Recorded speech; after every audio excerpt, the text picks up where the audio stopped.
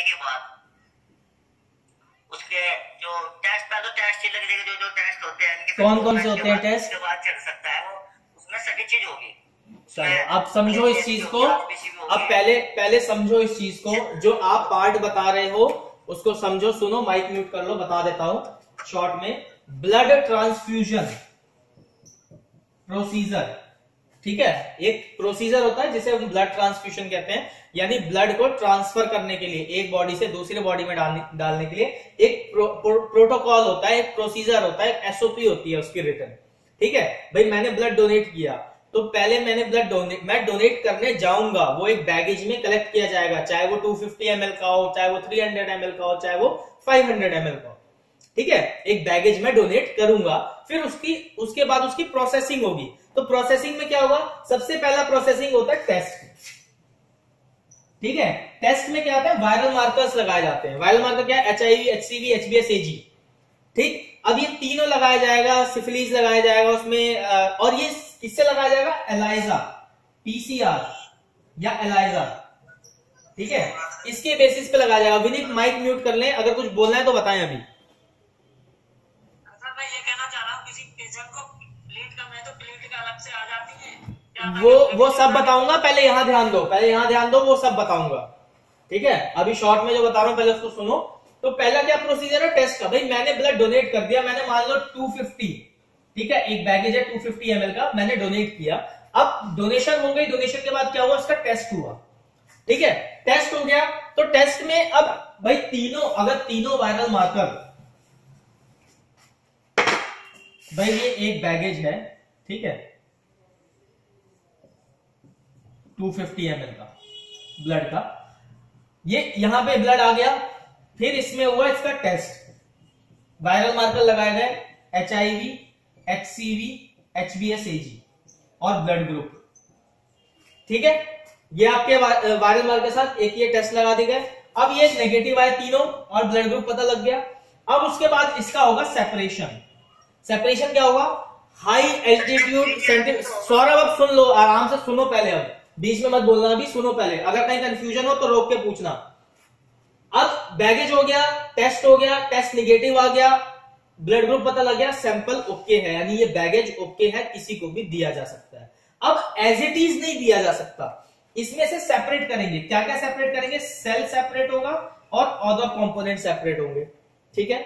तो क्या क्या सेपरेट होता है, तो सबसे पहले आरबीसी सेपरेट होता है। आरबीसी खाली आरबीसी नहीं होता, उसके अंदर हीमोग्लोबिन भी ऐड रहता है, क्योंकि आरबीसी के अंदर ही होता है हीमोग्लोबिन, ठीक है। तो आरबीसी हो गया, प्लेटलेट होगा और फ्रेश फ्रोजन प्लाज्मा, ठीक है, इसे बोलते हैं फ्रेश फ्रोजन प्लाज्मा या फ्रेश फ्रोजन प्लेटलेट, ठीक है, जिसके अंदर प्लेटलेट होती है, फ्रेश फ्रोजन प्लाज्मा के अंदर ही प्लेटलेट होती है, ठीक है। तो आरबीसी और प्लेटलेट ये दो पार्ट में ही मैक्सिमम डिवाइड किया जाता है, ठीक है।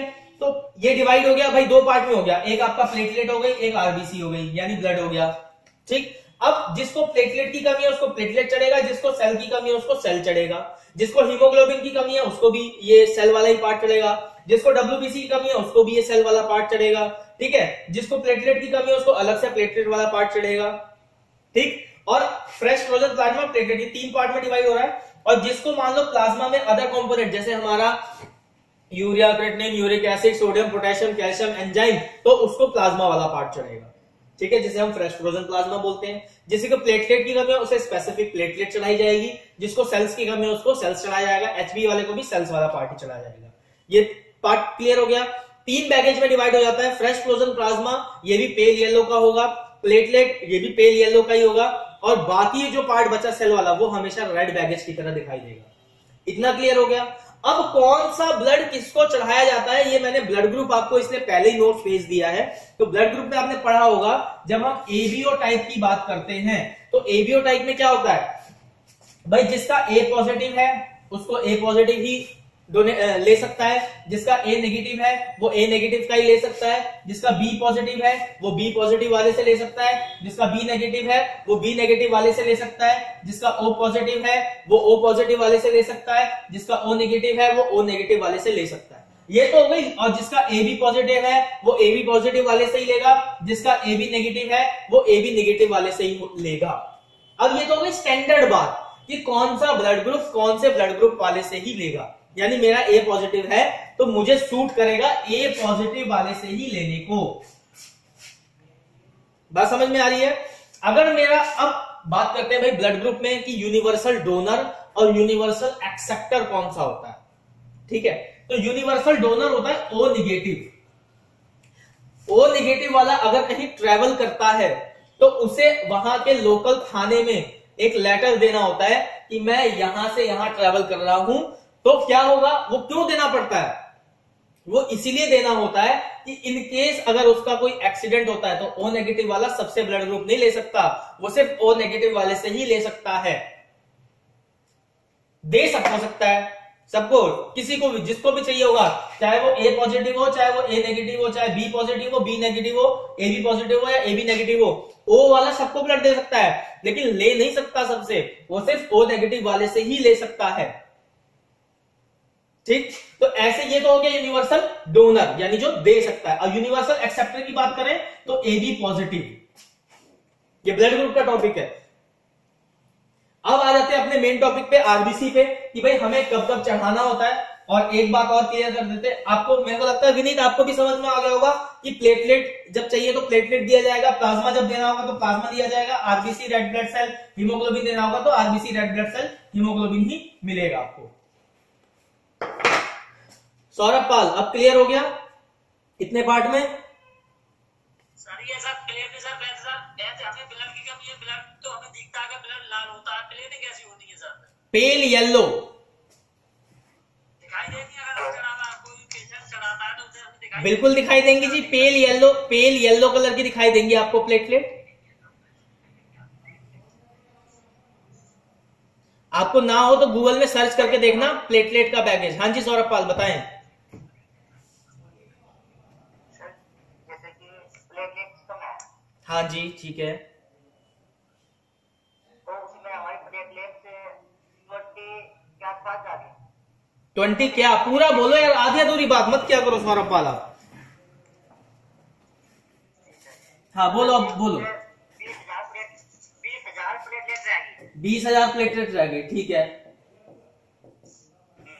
अब तो उसकी ब्लीडिंग शुरू होगी, उसकी ब्लीडिंग शुरू हो गई, ठीक है। ब्लीडिंग कहां से शुरू होगी आपको ये पता है? अगर 20,000 प्लेटलेट हो जाएंगी तो पहली बात तो 20,000 तक डॉक्टर वेट नहीं करेगा। जैसे ही 50,000 से नीचे डाउनफॉल होना शुरू होता है ना, ये आवर्स के हिसाब से प्लेटलेट डाउन होना शुरू हो जाती है, फिर घंटों के हिसाब से। अगर 50,000 से नीचे पेशेंट का चला जाए तो हाँ 50 से नीचे फिर उसके टेस्ट मिलेगा, जो घंटों के हिसाब से प्लेटलेट की टेस्ट आएगा, जो हाँ। डाउन होती जाए तो उस स्थिति में हम ब्लड चढ़ाएगा, फिर प्लेटलेट चढ़ाएगा। उस स्थिति में ब्लड नहीं चला जाता। सौरभ सुनिए, अगर प्लेटलेट डाउन हो रही है तो उस स्थिति में ब्लड नहीं चलाया जाएगा, उस स्थिति में प्लेटलेट चढ़ाई जाएंगी, ठीक है। हमारे यहाँ तो सर ऐसा होता है, किसी का जैसे कि ब्लीडिंग चली होगी उसका प्लेटलेट के कारण कम होने के कारण, हाँ तो उसके यहाँ बिना फिल्टर किया हुआ ब्लड चढ़ाया जाता है। देखो कंडीशन कंडीशन कुछ भी अलग नहीं करते हैं, सुनो, नहीं तो प्लेटलेट अलग प्लेटलेट चढ़ाने की सुन लो, प्लेटलेट चढ़ाने की बहुत सारी कंडीशंस होती है। अगर डेंगू पेशेंट का प्लेटलेट कम हो रहा है, ठीक है, तो उसे स्पेसिफिक प्लेटलेट ही चढ़ानी है या होल ब्लड। एक होता है होल ब्लड चढ़ाना है, वो डिपेंड करता है डॉक्टर की ट्रीटमेंट के ऊपर, ठीक है, कि डॉक्टर क्या ट्रीटमेंट दे रहा है, उसको क्या रिक्वायरमेंट है, उसके बॉडी वाइटल्स कैसे हैं, ठीक है, उसके बॉडी के ब्लड के पैरामीटर्स कैसे हैं, उसके अकॉर्डिंग ही आपका प्लेटलेट या होल ब्लड चढ़ाया जाता है, ठीक है। अब आप बात करते हो भाई हमारे यहाँ, ठीक है, तो आपके यहाँ हाँ सुनो मेरी बात सुनो, आप जो कह रहे हो ना हमारे यहाँ, तो हमारे यहाँ क्या वो हर जगह पे ही पेशेंट की कंडीशन पे डिपेंड करता है कि उसको प्लेटलेट चढ़ाना है या पूरा कंप्लीट ब्लड चढ़ाना है, पहली चीज। दूसरी चीज, जो आप कह रहे हो ना कि भाई ब्लड निकाला और चढ़ा दिया, ये किसी भी हॉस्पिटल में हो ही नहीं सकता है। ये सिर्फ और सिर्फ कब होता है, बहुत ज्यादा इमरजेंसी केस हो, उसमें भी आपका एफिडेविट साइन करवाता है हॉस्पिटल, और सबसे पहले वाइटल टेस्ट, वायरल मार्कर जिसे बोला जाता है, वो टेस्ट लगाया जाता है कि भाई जो डोनेट कर रहा है, और एक साथ में प्रोसेसिंग मशीन भी लगी होती है। ऐसा नहीं है कि एक इंजेक्शन मेरे में लगाया, एक इंजेक्शन दूसरे पेशेंट में लगाया और ब्लड ट्रांसफर हो जाएगा, नहीं, ऐसा पॉसिबल ही नहीं है। अपडेट योर नॉलेज है, ऐसा हो भी नहीं सकता। हाँ, क्योंकि हमारे यहाँ जब ब्लड निकालने कोई डोनर आया कि मेरा ब्लड निकलना है, मतलब किसी पेशेंट को ऐसी स्थिति, हमने कहा कि भाई कोई आपके पास हो, उसका निकाल कर आपने कर देंगे। अब सुनो सुनो सुनो, जो आप बात कर रहे हो इसका मतलब आप समझ नहीं पाए। सुनो सौरभ, अब सुनो मेरी बात। जब आप ब्लड लेने जाते हो ना, तो आपको ब्लड डोनेट करना होता है। बात समझ में आई? जैसे मान लो भाई मेरी तबीयत खराब हुई, ठीक है सौरभ बात सुनना, मेरी तबीयत खराब हुई, आप मुझे हॉस्पिटल लेके गए, डॉक्टर ने बोल दिया जी इनको प्लाज्मा चढ़ेगा, इनका प्लाज्मा लेवल कम हो गया है, ठीक है, तो आपको वहां डोनेट करना पड़ेगा उसी ब्लड ग्रुप का जो ब्लड ग्रुप मेरा है। मेरा ए पॉजिटिव है, अगर आपका हुआ तो आप डोनेट करोगे। तो इसका मतलब ये नहीं है कि आपका ब्लड चढ़ रहा है, नहीं, जो स्टॉक में पड़ा हुआ है वो चढ़ाया जाएगा और आपका ब्लड फिर स्टॉक में रखा जाएगा। ये जब ब्लड बैंकिंग आप पढ़ोगे, ब्लड बैंकिंग आपका टॉपिक है, ठीक है, ब्लड बैंकिंग आपका टॉपिक है, उसमें हमारे यहाँ ब्लड बैंकिंग का है, तो लैब में इमरजेंसी के लिए अथॉरिटी नहीं है, ब्लड बैंक की हमारे यहाँ इमरजेंसी के लिए कर देते हैं। क्या करते हैं?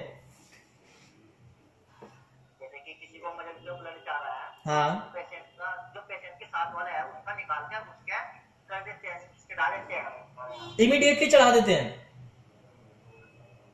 नहीं सर, उसका प्रोसेसर है ना, उसका प्रोसेसर पूरा करने के बाद जो प्रोसेसर, बेटा ब्लड का प्रोसीजर करने में पूरा दिन लग जाएगा। सुनो, ब्लड का प्रोसीजर करने में पूरा दिन लग जाएगा, तो पेशेंट तो मर जाएगा उतनी देर में।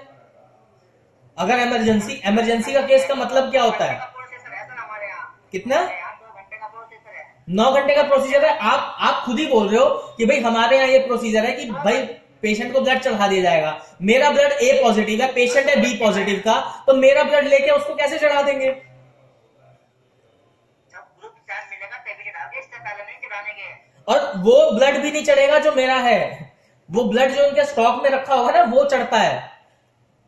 अगर स्टॉक नहीं है, सुनो, अगर स्टॉक नहीं है और पेशेंट क्रिटिकल है और डोनर अवेलेबल है, उस केस में भी ब्लड को बिना प्रोसेस के थ्रू भेजे उसको ब्लड को नहीं चढ़ाया जाता है। क्लियर होगी बात?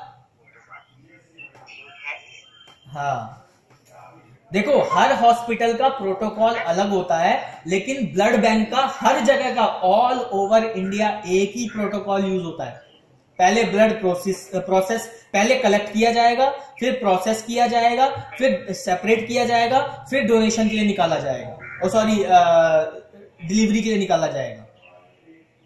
ठीक है, ये 4 स्टेज होती है। पहला मैच सभी करके उसके बाद ही करा जाएगा। क्या होता है क्रॉस मैच? मतलब कि मैच करना ब्लड को। कैसे मैच किया जाता है? पोजीशन करना। कैसे, क्या होता है क्रॉस मैच का मतलब?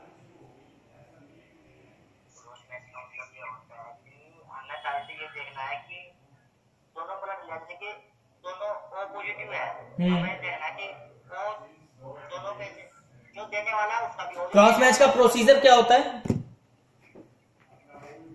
तो उनका दोनों का ब्लड एक स्लाइड में लिया, स्लाइड में लेके क्रॉस मैच किया जाता है। आज हमारे यहाँ स्लाइड में लेके करते हैं। बेटा प्रोसीजर ही गलत है तुम्हारे यहाँ, फिर NABL का राउंड करवा लो, फेल हो जाएगा हॉस्पिटल और लेबोरेटरी दोनों। अगर स्लाइड में होता है क्रॉस मैचिंग, तो क्रॉस मैचिंग ब्लड ग्रुपिंग में फॉरवर्ड और रिवर्स ब्लड ग्रुपिंग की जाती है, ठीक है, जिसमें पूल सेल बनाया जाता है और टेस्ट ट्यूब में किया जाता है। अगर क्रॉस मैचिंग करना है तो जिसमें आपका पूल सेल बनेगा, और जो प्रोसीजर है ना, प्रोसीजर भी सुन लो अब इसका। अगर 2 पेशेंट है, मुझे लेना है और किसी को देना है, दोनों का ए पॉजिटिव ही है, तो मेरे सेल उसका प्लाज्मा, उसका सेल मेरा प्लाज्मा, इस तरीके से क्रॉस मैचिंग की जाती है। नॉलेज अच्छी बात है, तुम्हारे पास नॉलेज है, लेकिन नॉलेज को प्रॉपर लो, आधी अधूरी मत लो। अभी जो बात चल रही है उसके बारे में बात करो, जो आपका ब्लड ग्रुप का टॉपिक है, सुनो सौरभ मेरी बात सुनो, जब ब्लड ग्रुप पढ़ाऊंगा उस टाइम पे ये सारी डिस्कशन करना। अभी आरबीसी का डिस्कशन है, अभी आरबीसी के ऊपर बात कर लेते हैं, ठीक है? क्लियर? हाँ रानी बच्चा बताइए।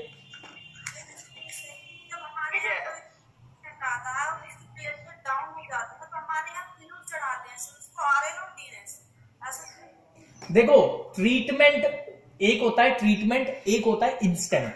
देखो जो ट्रीटमेंट है ना वो मेडिसिन ट्रीटमेंट होती है, जो आपको मेडिसिन चढ़ाई जा रही है वो होता है रिकवरी के लिए। वो डिपेंड करता है कि भाई पेशेंट किस कंडीशन में आया था और डॉक्टर ने क्या मेडिकेशन उसकी शुरू की है। क्लियर हो गया? भाई प्लेटलेट बढ़ानी है उसके लिए मेडिसिन भी होती है, ठीक है, कि आपके बॉडी को बूस्टअप किया जाए जिससे वो प्लेटलेट का जो काउंट है वो बढ़ा दे। अब मान लो 50,000 से प्लेटलेट ऊपर है, ठीक है, मतलब 60-70 हजार पे है लेकिन कम हो रही है, लाख से नीचे आ गई है, 60-70 हजार पे पहुंच गई है, तो उसको पहले फटाफट मेडिसिन दिया जाएगा कि और कम ना हो और डिक्रीज ना हो, एक लेवल पे रुके, ठीक है, फिर वो इंक्रीज होना शुरू हो। अब इंक्रीज क्या है, अगर इंस्टेंटली तब भी डिक्रीज हो रही है, कम हो रही है मेडिसिन देने के बाद भी, तो फिर क्या करेगा, बैक हैंड सपोर्ट से उसको प्लेटलेट चढ़ाना शुरू कर दिया जाएगा, ठीक है। प्लेटलेट की रिक्वायरमेंट दे देगा डॉक्टर कि भाई एक बैगेज प्लेटलेट का मंगवाइए, चाहे वो जितना भी अमाउंट उसको डॉक्टर को लगेगा कि भाई इतना रिक्वायर्ड है, तो वो उतना प्लेटलेट के लिए ऑर्डर कर देगा कि भाई आप एक प्लेटलेट का बैगेज लेके आइए। या उसको अगर लगेगा कि भाई पेशेंट रिकवर हो रहा है, पेशेंट को प्रॉब्लम नहीं है, मेडिसिन सूट कर रही है, ठीक है, रिकवरी शुरू हो गई है, या जो डाउनफॉल है प्लेटलेट का वो रुक गया है, स्टैग्नेंट हो गया और अब धीरे धीरे बढ़ रहा है, तो उस टाइम पे वो मेडिसिन ही उसको कंटिन्यू करेगा, ठीक है। और किसी को कुछ पूछना है? हाँ रानी और पूछना है बच्चा? नहीं सर, इतना क्लियर करना था कि ऐसे क्यों प्लेटलेट सब जितने भी पेशेंटों का फ्लूइड देते हैं सबकी 98,000 ही रहती है, 90 से ऊपर रहती है। देखो जिसका लाख से नीचे है और 70-80 हजार से ऊपर है उसको मेडिसिन से क्योर किया जा सकता है, इमीडिएटली प्लेटलेट नहीं दी जाती, ठीक है। जो मेडिकली भी जो रिक्वायरमेंट है वो होती है आपकी 30,000 के बाद से। अगर जैसे ही पेशेंट का प्लेटलेट 30,000 आ गया, कुछ हॉस्पिटल्स में 40,000 होता है, कुछ हॉस्पिटल में 30,000 होता है, कुछ हॉस्पिटल में 20,000 भी होता है, ठीक है। तो अगर उस कंडीशन पे अलग अलग हॉस्पिटल का अलग अलग प्रोटोकॉल होता है और उस प्रोटोकॉल के हिसाब से वो हॉस्पिटल चलता है और डॉक्टर भी उसी प्रोटोकॉल को फॉलो अप करते हैं, टेस्ट करते हो। तो प्लेटलेट का डिपेंडेंसी होती है कि भाई जो हॉस्पिटल प्रोटोकॉल है और पेशेंट की जो कंडीशन है, उस कंडीशन या उस प्रोटोकॉल पर डिपेंड करेगा कि उसको प्लेटलेट चढ़ाई जाएगी या मेडिसिन से क्योर किया जाएगा। अब बात कर लेते हैं भाई केसेस बिगड़ जाते हैं, हम लेबोरेटरी की ज्यादातर बात करेंगे क्योंकि आपका एमएलटी से रिक्वायरमेंट बेस्ड है, तो हम लेबोरेटरी पे ही स्टेगनेंट रहेंगे, इधर उधर ज्यादा नहीं भागेंगे। तो लेबोरेटरी की बात कर लेते हैं, तो उसमें क्या है, आरबीसी चढ़ाने की जो कंडीशंस हैं, भाई हैवी ब्लड लॉस हो गया, ठीक है, चाहे वो ऑपरेशन हो रहा था उसमें हैवी ब्लड लॉस हो गया, तो उस टाइम पे आपका प्लेटलेट चढ़ाना होगा। भाई ब्लीडिंग टाइम, क्लॉटिंग टाइम, आपका क्लॉटिंग फैक्टर जो है वो डिसबैलेंस है, वो एक्यूरेट नहीं है, उस टाइम पे ऑपरेशन हो रहा है, तो उस टाइम पे भी आपके ब्लड आरबीसी चढ़ाने की जरूरत, उस टाइम पे तो होल ब्लड चढ़ाने की जरूरत पड़ेगी, ठीक है, तो ब्लड का बैगेज चाहिए होगा। अगर भाई डिलीवरी टाइम पे बहुत ज्यादा ब्लड लॉस हो जाता है, उस टाइम पे आपको ब्लड चढ़ाने की जरूरत पड़ेगी। या अगर पेशेंट एनीमिक है, ठीक है, पहले से ही ब्लड की कमी है और वो वुमेन प्रेग्नेंट है, तो उसको भी पहले डिलीवरी से पहले ही ब्लड चढ़ाया जाएगा, क्योंकि डिलीवरी टाइम पे जो ब्लड लॉस है उससे और ज्यादा उसको प्रॉब्लम ना हो। अब बात कर लेते हैं भाई ब्लड ट्रांसफ्यूजन की। तो ये ब्लड बैंकिंग का पार्ट है, लेकिन फिर भी एक इंट्रोडक्शन फेज दे दे रहा हूं जिससे आपका माइंड थोड़ा क्लियर रहेगा। भाई जब ब्लड ट्रांसफ्यूजन होता है तो उस टाइम पे नर्सिंग डिपार्टमेंट का बहुत बड़ा रोल होता है। क्या रोल रहता है कि जब ब्लड चढ़ रहा है, जब मुझे ब्लड चढ़ाया जा रहा है, तो टाइम टू टाइम मेरा बीपी, ठीक है, SpO2, ये सब मेजर हो रहा होगा कि भाई लेवल मेंटेन है SpO2 का कि नहीं है, मेरा टेम्परेचर मेंटेन है कि नहीं है, मेरा बीपी मेंटेन है कि नहीं है, ठीक है, मशीन लगी रहती है बीपी SpO2 की और टेम्परेचर वो कंटिन्यू दिखा रही होती है, पल्स दिखा रहा होता है, मेरा हार्ट बीट दिखा रही होती है, मेरा SpO2 लेवल दिखा रहा होता है, मेरा बीपी दिखा रहा होता है, मतलब बहुत सारे पैरामीटर्स जो आईसीयू में जो मशीन लगी रहती है वही मशीन वहां पे भी लगा के उसको ट्रांसफ्यूज किया जाता है। और साथ साथ में पेशेंट को बीच बीच में पूछना भी होता है, भाई आपको पेन या ईचिंग तो महसूस नहीं हो रही है? अगर कुछ भी इस कंडीशन में से अगर कुछ भी डिसबैलेंस होता है तो इमीडिएटली ट्रांसफ्यूजन प्रोसेस को रोक दिया जाता है, ठीक है। और मिस्टेक कहाँ होती है ट्रांसफ्यूजन में? तो रानी माइक म्यूट कर लो बच्चे। तो जो ट्रांसफ्यूजन है उसमें मिस्टेक होती है, सबसे बड़ी मिस्टेक जो होती है ना वो क्रॉस मैचिंग पे होती है।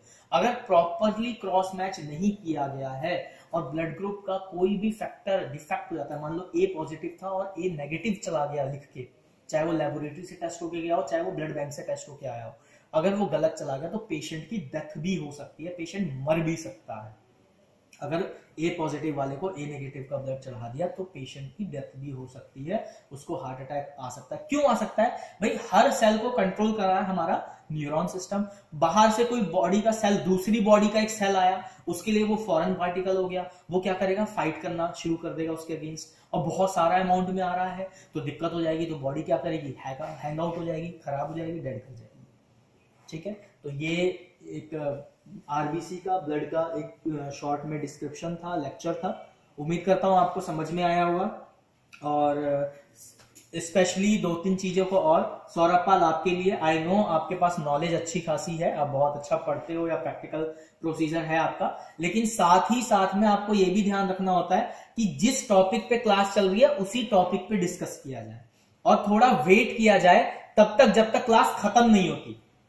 भाई अगर कोई टॉपिक आपको क्लियर नहीं हो रहा है, आपको लग रहा है कि सर ये टॉपिक का पार्ट था वो मिस हो रहा है, तो क्लास एंड में आप पूछें तो ज्यादा बेटर रहेगा, क्योंकि उससे क्या होगा? क्लास का टाइमिंग बचेगा और लेक्चर का भी टाइमिंग बचेगा। ऐसा नहीं है ना कि मैं सुबह से शाम तक एक ही टॉपिक पे लेक्चर देता रहूंगा। ठीक है, तो आप आगे से इस बात का ध्यान रखें। ठीक है, आपको कुछ डिस्कस करना है वो एक डिफरेंट पार्ट है, आप मुझे कभी भी कॉल मैसेज करके डिस्कस कर सकते हैं पर्टिकुलरली। और अगर आपको कोई चीज डिस्कस करनी होती है तो एक बेसिक नॉलेज जरूर उसकी लेके बैठे। आधी अधूरी हवा में बातें करना जी हमारे यहाँ ऐसा होता है तो वहां पे ऐसा होता है, तो वो क्यों होता है ये पहले आपको पता होना चाहिए। ये मैं आज के लिए नहीं कह रहा हूं, आने वाले टाइम के लिए भी कह रहा हूं, क्योंकि जब आप इंटरव्यू में जाओगे, आपका कोर्स खत्म होने में सिर्फ 1 साल है, सेकंड ईयर में आप आ चुके हो, और वहां पे अगर ये नॉनसेंस वाली बातें करोगे ना कि सर हमारे यहाँ तो ऐसा होता है, वो आपका रिज्यूम के साथ आपको बाहर फेंक देगा कि जाओ, जरूरत नहीं है यहाँ बैठने की। क्यों? क्योंकि इससे क्या है, एक इंपैक्ट आता है कि आप सामने वाले का क्या चीज सुन रहे हो, क्या चीज नहीं सुनना चाह रहे हो। भाई आप, जरूरी नहीं है ना जो आपके यहां होता है वो 100% सही है, समझना जरूरी है। तो पहले उसको समझा करो और फिर उस पार्ट पे आपको मैं गारंटी देता हूं कि अगर आप सिर्फ इतना समझने की कोशिश कर लोगे ना कि अगर आप बोलते जी हमारे यहां ये होता है, जी हमारे यहां तो ऐसे ही होता है, क्यों? जहां पे ये अपने दिमाग में क्वेश्चन है क्यों होता है, वहीं पे क्यों होता है, दूसरी जगह क्यों नहीं होता, तो आपको अपने सवालों के जवाब अपने आप ही मिल जाएंगे, और नहीं मिलेंगे तो हम बैठेंगे देने के लिए। तो उम्मीद करता हूं नेक्स्ट क्लास में इस चीज का ध्यान रखा जाएगा, जिससे क्लास भी ज्यादा लंबी नहीं होगी और आप लोगों को भी इंटरेस्ट बना रहेगा। बाकी अगर किसी को टॉपिक पे जीडी करना है, ग्रुप डिस्कशन करना है, तो ग्रुप डिस्कशन का भी मौका दूंगा मैं। पहले ये टॉपिक कवर अप हो जाए आपका ब्लड का, उसके बाद एक ग्रुप डिस्कशन करेंगे जिसमें जो भी छोटे मोटे पॉइंट्स हमारे रह गए होंगे उसको हम कोशिश करेंगे कवर अप करने के लिए। आरबीसी का पार्ट आपका आज यहाँ पे खत्म हो गया है, जिसमें हमने एचबी का भी एक डिस्कशन ले लिया, आरबीसी का भी डिस्कशन ले लिया, डब्ल्यूबीसी का भी डिस्कशन ले लिया, जिसमें आपके डब्ल्यूबीसी सेल्स कैसे दिखते हैं मैंने वो भी बता दिया है, आरबीसी सेल्स का क्या लाइफ स्पेन है, कैसा दिखता है, कैसे काउंट किया जाता है, ये भी बता दिया है। उम्मीद करता हूं आपको समझ में आया होगा और आपको इंटरेस्ट आ रहा होगा पढ़ने के लिए। आज की क्लास के लिए इतना ही, थैंक यू।